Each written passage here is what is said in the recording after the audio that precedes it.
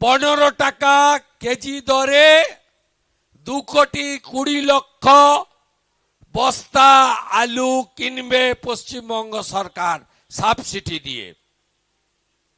লোক দেখানো কয়েক হাজার বস্তা কিনে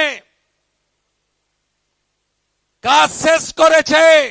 ফসলে পার কেজি 3 টাকা করে মিনিমাম।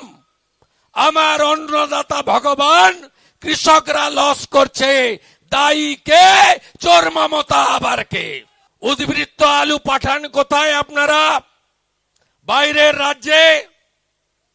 দুবার আলুর দাম ওঠার পরে পুলিশকে দিয়ে বর্ডার আটকে মার্কেটটা উত্তরপ্রদেশ আর পাঞ্জাব দখল করে নিয়েছে। আপনি যত পারেন আলু প্রোডাকশন করুন, বাইরের রাজ্য আর নেমে না বাংলা থেকে। কিভাবে আপনাদের পার্মানেন্ট সর্বনাশ করেছেন।